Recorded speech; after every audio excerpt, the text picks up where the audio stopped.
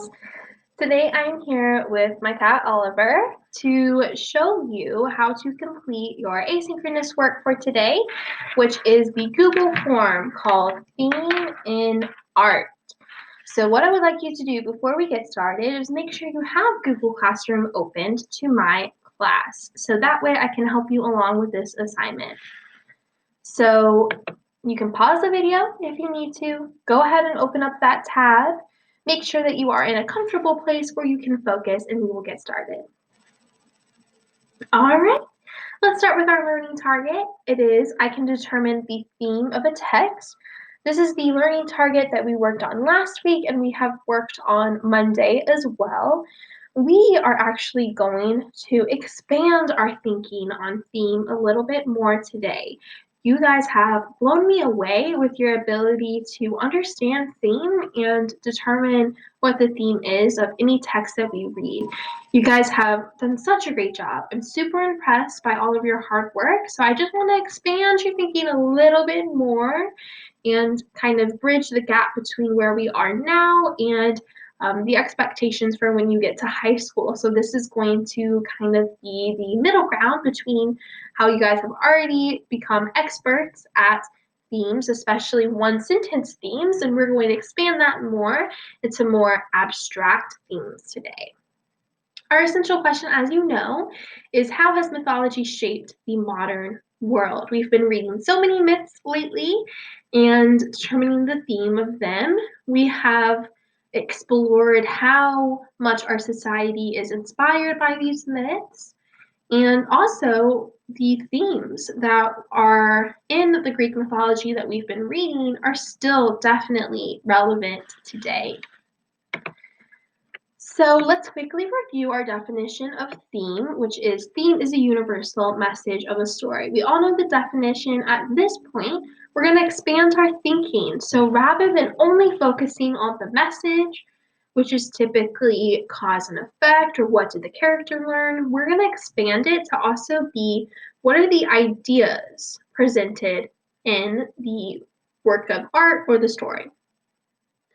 So we're going to focus on art for our lesson today. And I'm super excited because you guys are so creative and so artistic, and you bring that creativity into the classroom every day. So I wanted to make sure that I brought my creativity to the lesson as well. So hopefully you have a little bit of fun today looking at all the different artwork and determining the theme of it.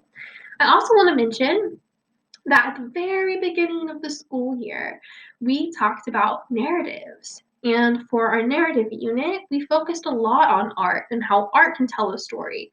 So if art can tell a story, art can have a theme. So let's go ahead and get started. Why is this important? So we're focusing on art because we know that art can tell a story, so art has themes. We know that you guys are super creative, and so I want to bring as much creativity to the plate as you guys do, but also I want to reinforce the idea that these themes are universal. So we can easily see how universal themes are by looking at mythology, because these themes that we're reading from centuries ago are actually the same themes that we see in our literature today. But when we look at art, it's just another example of how these themes can be seen in anything, anywhere, at any time. And if you look at the picture, you can see a lot of different examples like judgment, survival, peace and war, love, good and evil, circle of life, or suffering, and deception.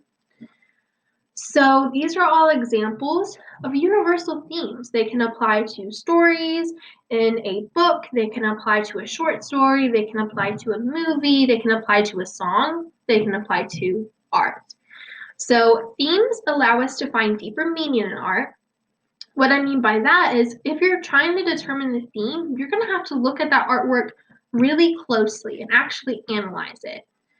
Themes in art also give us context. So if I'm looking at a work of art and I know the theme is love, then I can compare that to Romeo and Juliet, which is about love. I can compare that to a song that's about love. So the context is just the greater scope What are other things that are relevant here? Also, it makes the art relevant to everybody. If I'm looking at an abstract work of art, sometimes it's hard for me to relate. But if I know it's saying something about love, I can relate to it because we all have experiences with all of these themes, either good or negative experiences. So it makes it relevant to us in some way. So I want to show you an example to just get you thinking today. And this is actually graffiti by the artist Banksy. And we see a lot of imagery, we see a lot of symbolism here that can help us determine the theme. So I want you to start thinking, what theme do you notice here? So our options are judgment, survival, peace and war, love, good and evil, circle of life, suffering, or deception. So out of these 8, what is the theme that comes to mind when you look at these 3 pieces, all by the same artist? So pause the video and write your answer down. So hopefully you have an idea for what you think the theme is. And I'm going to tell you what I think the theme is. So when I look at this artwork, I see a lot of different imagery and symbolism.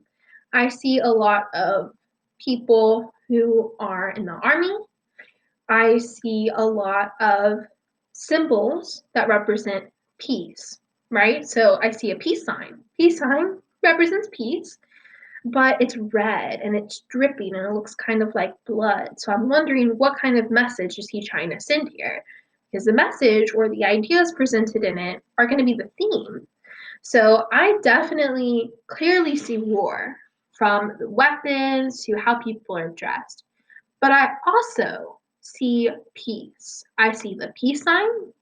Even though it's showing that there's a lack of peace, it is showing peace. I see a flower, which is representing peace, and I also see this contrast between the child's drawing and the reality of the situation. So if I had to pick a theme, I would choose peace and war. So it can show the contrast between peace and war.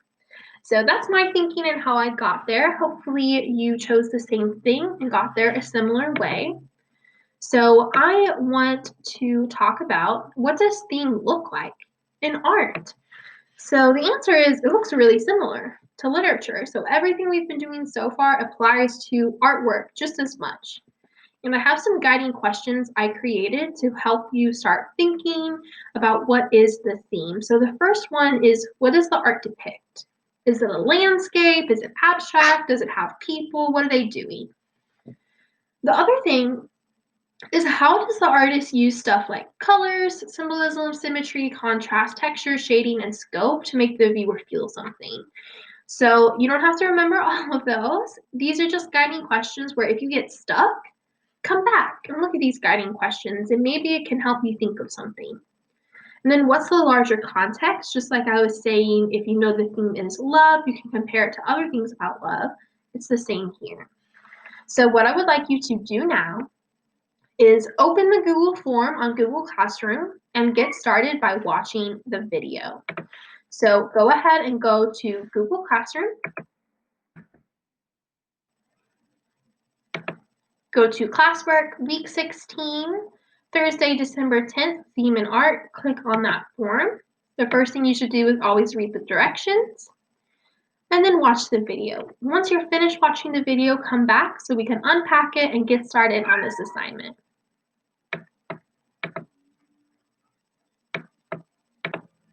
All right, hopefully you have watched the video because we are going to unpack it.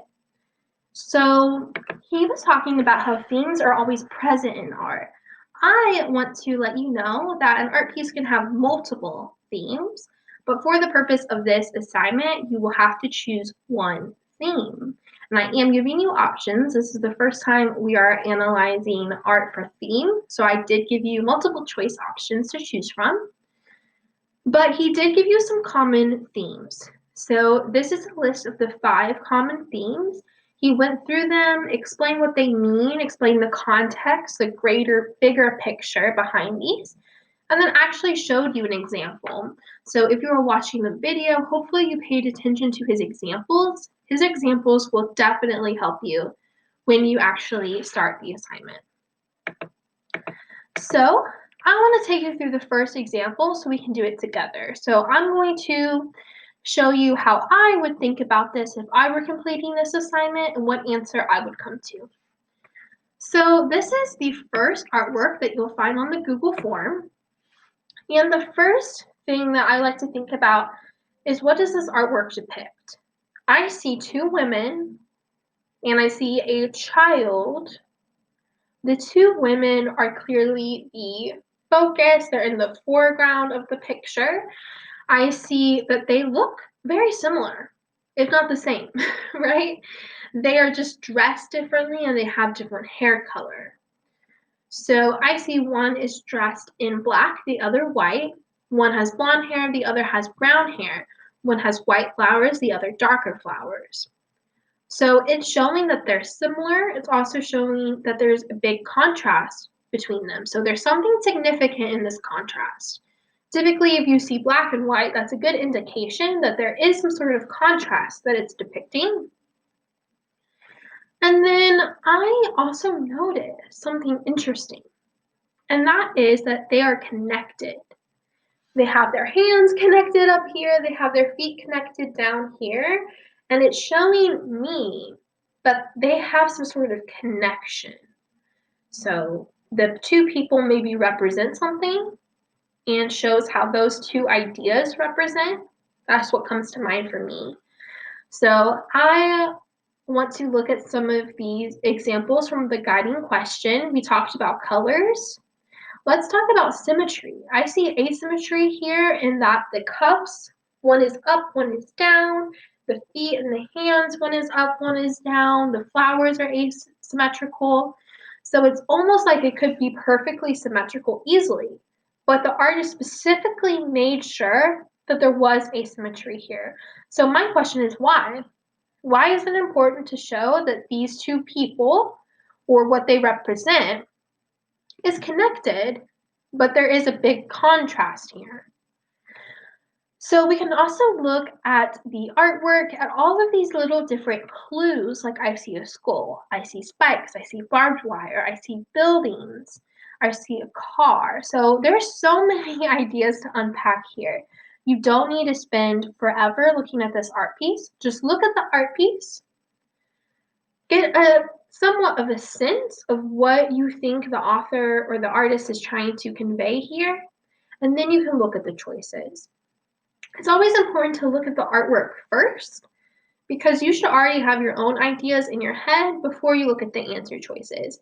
If you look at the answer choices first, you can easily be confused or tricked by those answer choices, but you're not going to let that happen to you. You're going to look at the artwork first. So let's look at the choices. The choices that we see are man versus machine, good versus evil, art and science, or the illusion of space. So I know that if I'm not confident that I know the answer, I can use process of elimination. So man versus machine, I don't see a lot here. I do see a car and I do see people, so it's possible that maybe there is some sort, but it doesn't seem like the focus to me. Good versus evil, that one's interesting. I do see black and white, the contrast, so there could be something to that. Art and science, I don't see that much of it here. And the illusion of space, there is some interesting things about space here, like the boy in the background, but to me that doesn't stand out as the focus. So if I had to choose, and I want you to choose right now to see if you get it correct, so you can go ahead and pause the video.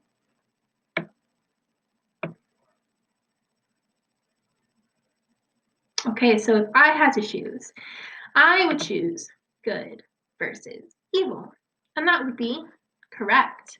So if you chose good versus evil, you got that one correct. If you did not get this one correct, it's okay. This is our first example. So if we move on to the second example, This one has an abstract background, but it has some realistic images also. So I want you to think about, what do you notice in this artwork that can help you determine the theme? Once you spend a few seconds looking at it, I think you can probably get a good sense of what the theme is here. So go ahead and put what you think is the correct answer. And this is the last one we're going to do together. So I will tell you that I definitely see some machines here. And I do see this abstract background that's kind of showing to me this idea of machines, but also we have the creativity behind the abstract background that the artist made. So if I had to choose, I would choose man versus machine, and I would be correct. All right, so what we're going to do now is I would like you to go through the rest of these on your own. You're going to see that the answer choices are going to expand. So they're not only going to be from the video, there's going to be some new ideas here. So I would like you to go through these and put what you think the correct answer is. Make sure you pay attention to your context clues in your multiple choice answers. And then we will come back together for the very end. So this is your due now. I would like you to pause the video and complete this work. Okay, if you completed the work, then you are in the right place. You guys are doing such a good job, and we are almost done. So the open-ended question at the bottom says, which artwork is your favorite? What do you like about it? And how did you determine the theme? Sometimes we struggle when we have questions with multiple questions in them. This one has 3 different questions. I want to make sure that you answer all parts of this. So you could start off by saying, my favorite artwork was the one by Frida Kahlo, and I liked it because I could really relate to it, or however you would like to answer that. And then you can say, I determined the theme by, and this is where you can tell me, how did you determine the theme? So make sure you go ahead and you answer that question. This is going to be the last question, and it is worth more than the other ones.